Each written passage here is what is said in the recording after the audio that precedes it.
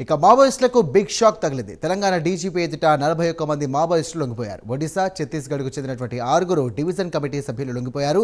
మావోయిస్టుల నుండి 24 తుపాకులను కూడా స్వాధీనం చేసుకున్నారు పోలీసులు.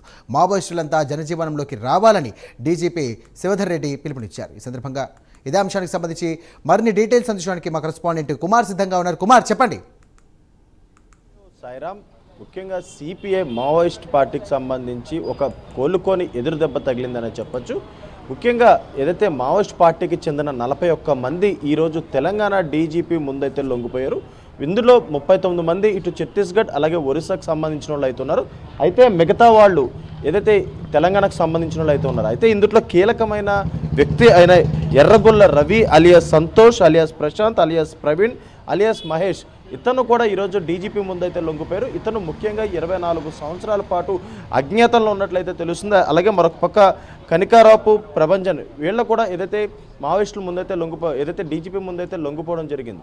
ముఖ్యంగా ఏదైతే కేంద్రం ఆపరేషన్ కగర్ ప్రారంభించిన తర్వాత ఇటు ఈ సంవత్సరం వచ్చేసి అంటే ముఖ్యంగా తెలంగాణలోని 509 మంది మావోయిస్టులు ఇప్పటి వరకు కూడా తెలంగాణ డీజీపీ ముందైతే లొంగిపోవడం జరిగింది.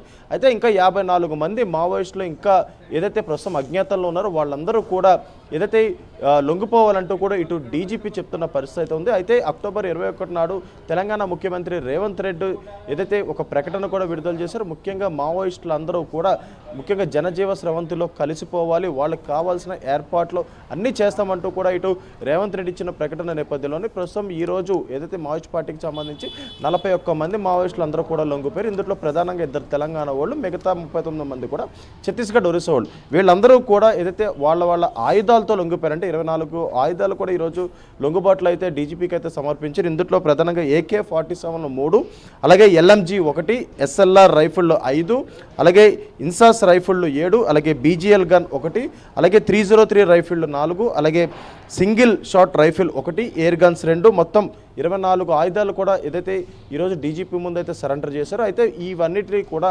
ప్రోహిబిటెడ్ ముఖ్యంగా ఆయుధాలు అంటారు. వీటన్నిటినీ కూడా ఎక్కడి నుంచి అయితే వీళ్ళు ఎత్తుకొచ్చారో వాటికి సంబంధించి ఆ నెంబర్స్కి సంబంధించి ఆయా పోలీస్ స్టేషన్లో వాళ్ళైతే ఇన్ఫర్మేషన్ అయితే ఇస్తూ ఉంటారు. అయితే ముఖ్యంగా ఈ మావోయిస్టులందరిపై కూడా ఇప్పటివరకు కూడా 1,47,00,000 రివార్డ్ అయితే ఉంది.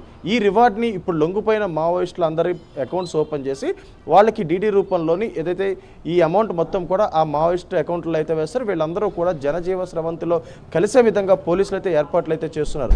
ముఖ్యంగా చూసుకున్నట్టయితే ఇటు ఆయుధాలతో లొంగిపోయిన వాళ్ళకు కూడా అదనంగా మరికొంత డబ్బు కూడా అందిస్తున్నారు. అయితే ఇప్పటికిప్పుడు వీళ్ళందరూ కూడా డీజీపీ ముందు లొంగిపోయారు కాబట్టి వీళ్ళందరికీ కూడా ఏదైతే 25,000 చొప్పున అంటే స్పాట్గా 25,000 చొప్పున వాళ్ళందరికీ ఇవ్వడం కూడా జరిగింది. అయితే మిగతా మావోయిస్టులు అందరూ కూడా స్వచ్ఛందంగా వచ్చి ఏదైతే లొంగిపోవాలంటూ కూడా ఇటు డీజీపీ శివధర్ రెడ్డి కూడా చెప్తున్న పరిస్థితి అయితే ఉంది.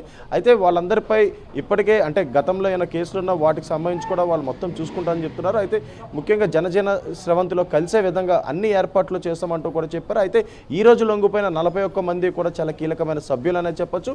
వీళ్ళందరూ లొంగిపోవడంతో కూడా మావోయిస్ట్ పార్టీకి పెద్ద ఎదురు దెబ్బ తగిలిందనే చెప్పొచ్చు. ముఖ్యంగా వచ్చే సంవత్సరం అంటే 2026 మార్చి 31 తారీఖు వరకు కూడా ఆపరేషన్ కగార్కి అయితే డెడ్ లైన్ అయితే ఉంది.